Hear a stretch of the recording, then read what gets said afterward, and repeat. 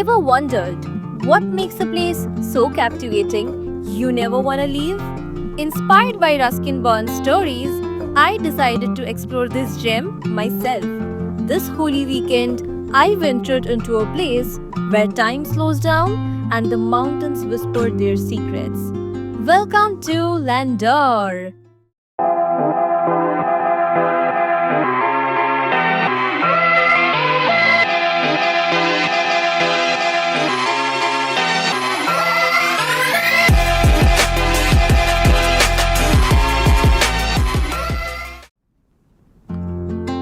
We embarked on an overnight journey via bus, followed by a cab. As the sun began to rise, we traveled through the twisty hilly roads, soaking in the early morning air.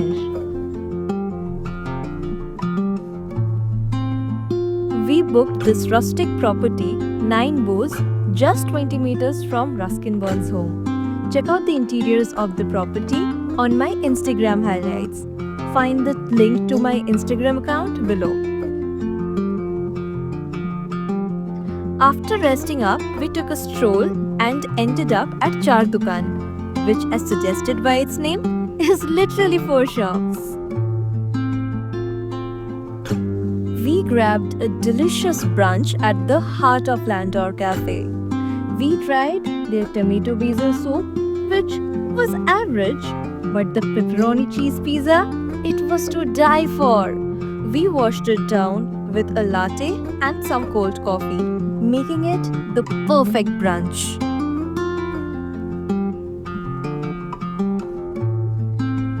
After brunch, we set off on our hike to Lal Tibba through the Infinity Loop. The trail was gorgeous. Misty roads, pine trees, and spring blossoms all around. The only downside?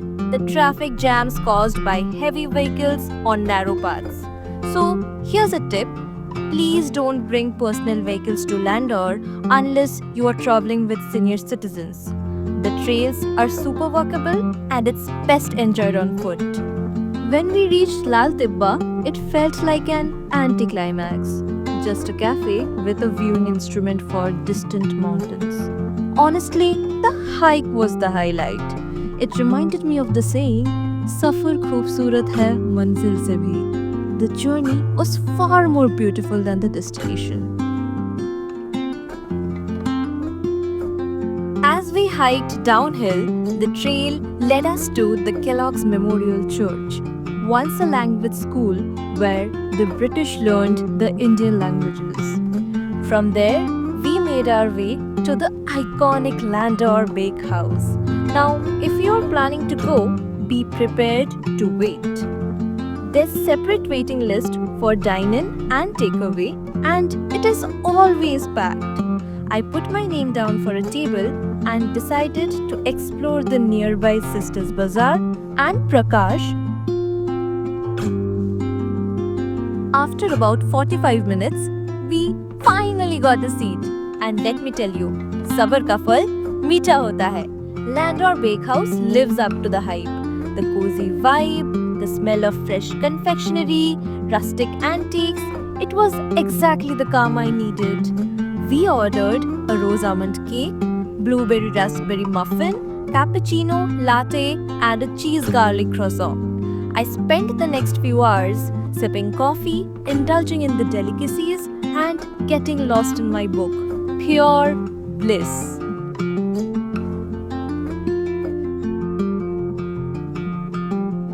Having explored the entire hamlet, we decided to keep it chill the next day.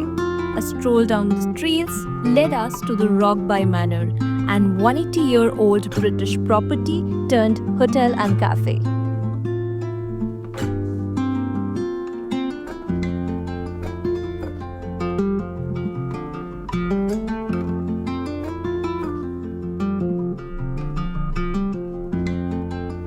Felt straight out of a period story. Honestly, I felt like I was in a Jane Austen novel. We ordered manchow soup, a mess basket with babu ganoush, hummus, falafel, and fish and chips. While the fish and chips were not the best, The soup and the maize basket were absolutely scrumptious, just the kind of cozy meal you dream of in a classic story.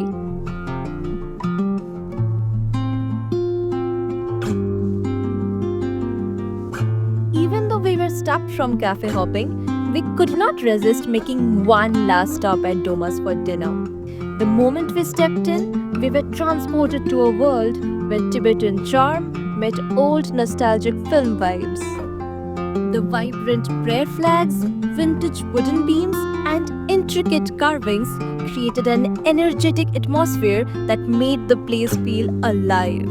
The chicken momos, hands down the best I've had in ages. There was something magical about this place that it called us back 3 times in 3 days, and each visit felt like a new chapter in a story we were not ready to leave. So, if you're looking for a trip filled with endless adventure, running from place to place, always on the move, Landor might not be the place for you.